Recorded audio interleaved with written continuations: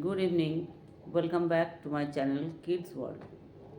আজকের এই ভিডিওতে আমি যেটা আলোচনা করব সেটা হচ্ছে বাচ্চার আত্মবিশ্বাস কীভাবে বাড়াবে, সেলফ কনফিডেন্স সেটা বাড়বে কিভাবে। প্রথমত বাচ্চাটিকে তার সমস্ত ছোট ছোট কাজের দায়িত্ব দেবেন। সেটা তার মানে এই নয় যে বাড়ির কোনো কাজ করাবেন, তার কাজগুলো তাকে নিজে করতে দিন। সে যেন যেমন ধরুন হয়তো সে ভুল করবে নিজের কাজ, যে বলতে যেমন ব্রাশ করছে, আমরা মায়েরা হয়তো স্কুলে দেরি হয়ে যাবে, নিজের ব্রাশ না, ওকে ব্রাশ করতে দিন। ওকে ওর জলখাবার হ্যান্ড ওয়াশ করতে শেখান এবং জলখাবার নিজে খা, নিজের ইউনিফর্ম নিয়ে আসুক, নিজে পড়তে চেষ্টা করুক, না হলে আপনি হেল্প করে দিলেন, কিন্তু ওকে মানে অ্যাক্টিভিটিটা ওর যেন থাকে, ও যেন অ্যাক্টিভলি এগুলোতে ভাগ নেয়।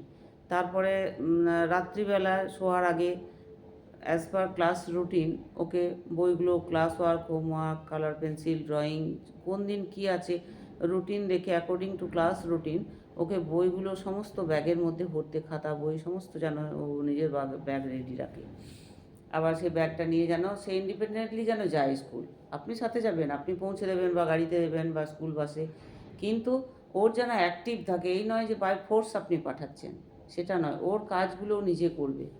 স্কুলে যাওয়ার পরে যথারীতি এটা তো খুব সত্যি কথাই যে বাচ্চারা দেখবেন স্কুলে ব্যাগ কোনো দিন বই হারাবে, কোনো দিন খাতা ভুলে আসবে, কোনো দিন পেন্সিল, কোনো দিন কিছু হারাবে, এবং গার্জেনরা এই নিয়ে খুব চিন্তিত হয়ে পড়েন, বাচ্চাটিকে বকাবকি করেন, টিচারদের সাথেও অনেক সময় তর্ক হয়ে যায়। কিন্তু না, সেটা করবেন না, ওটাতে কিন্তু আপনার বাচ্চার আত্মবিশ্বাসে ব্যাঘাত হবে। আপনি স্কুল থেকে বেরোনোর পরে ওর আপনি ব্যাগ যথারীতি নিয়ে বাড়ি চলে যাবেন এবং ওকে সম্পূর্ণ স্কুলের বাইরে কথা বলবেন। তখন কিন্তু আর ওকে স্কুলের ব্যাপারে বই হারিয়েছে না, খাতা হারিয়েছে বা বকাবকি করা কিচ্ছু না। কারণ ওই যে কয়েক ঘন্টা ও স্কুলে থেকেছে, তারপরে কিন্তু আর তার স্কুলের গল্পটা তার ভালো লাগবে না। তাকে তার চেয়ে ভালো কী রান্না করেছেন, ওর পছন্দের খাবার কি হয়েছে, ওর বাড়ি থেকে এসছে, বা ওকে কোনো সারপ্রাইজ গিফট আছে, বা ওকে কোথাও ঘুরতে নিয়ে যাবেন, সেই সমস্ত কথাগুলো বলতে বলতে যাবেন, দেখবেন ওর কিন্তু ভালো লাগবে। এবং যথারীতি বাড়িতে গিয়ে ওর যেন নিজের ইউনিফর্ম খুলে নির্দিষ্ট জায়গায় রাখার চেষ্টা করবে। ভালো না হবে সেটা আপনি করে দেবেন, কিন্তু প্রশংসা করবেন ওর প্রত্যেকটা কাজের। বা তুমি খুব ভালো রাখতে পারছো, বা তুমি ভালো জুতো মোজা খুলতে শিখেছো, বা তুমি তো এটা করে প্রত্যেকটা কাজে। এবং ও খেয়ে ঘুমিয়ে যাবে, পরে যখন আবার উঠিয়ে ওকে হোমওয়ার্ক করাবেন, তখন আপনি দেখবেন যে হ্যাঁ, খাতা হারিয়েছে না, বই হারিয়েছে না, পেন্সিল, এবং সেটা দেখার পরে ওকে বকাবকি করবেন না। ওকে এইটুকু শেখাবেন যে ওর জিনিসটা যেন ওই নিয়ে আসে। কারণ এইটুকু আমি আপনাকে বলতে পারি, আপনারা সবাই জানেন যে আমার তো অ্যাজ এ টিচার তো আছেই, পেরেন্টসেরও আছে, আর অ্যাজ এ প্রিন্সিপালেরও দীর্ঘদিনে আমার এক্সপিরিয়েন্স আছে। আমি এটুকু জানি যে স্কুলের বাচ্চাদের জিনিসগুলো টিচাররা বা স্কুল কর্তৃপক্ষ বা প্রিন্সিপাল বা পিয়ন, গ্রুপ ডি, কেউই কিন্তু নষ্ট করে দেয় না বা এধার ওধার করে দেয় না। অনেক সময় ভুলবশত একটা বাচ্চার জিনিস অন্য বাচ্চার ব্যাগে চলে যায়, কিন্তু বাচ্চার যার ব্যাগে যায় তার গার্জেন কিন্তু পরের দিনে আবার ফেরত দিয়ে দেয়। সেই জন্য তাকে বকাবকি করবেন না, বরং তার জিনিসটা স্কুল থেকে সেই নিয়ে আসতে শিখুক। কারণ আপনি হয়তো চেয়ে নিলেন বা হয়তো অনেক সময় টিচারদের সাথে তর্ক হলো, না সেটা করবেন না। ওই যেন ওর জিনিসটা বুঝে স্কুল থেকে নিয়ে আসতে হয়। তারপর যদি না পারে তখন আপনারা কথা বলবেন।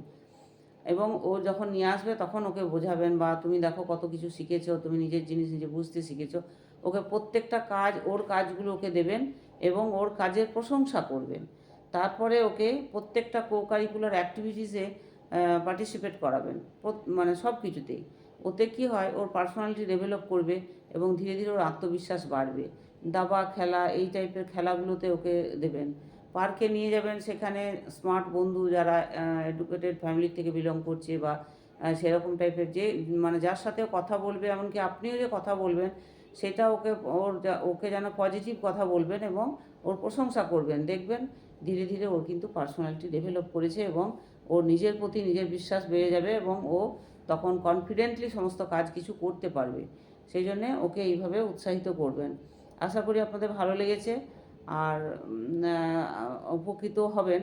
আর আপনাদের যদি ভালো লেগে থাকে, যদি মনে হয় যে আমার এই টিপসগুলো বা এই মেসেজগুলো আপনাদের কাজে লাগছে বা কোনো বাচ্চার কাজে লাগবে, তাহলে যেন লাইক কমেন্ট তো করবেনই, শেয়ার করবেন অনেক, আর চ্যানেলটাকে সাবস্ক্রাইব করবেন, যাতে আমি উৎসাহিত হয়ে আবার আপনাদের জন্য নতুন নতুন মেসেজগুলো পাঠাতে পারি। Thank you, good night.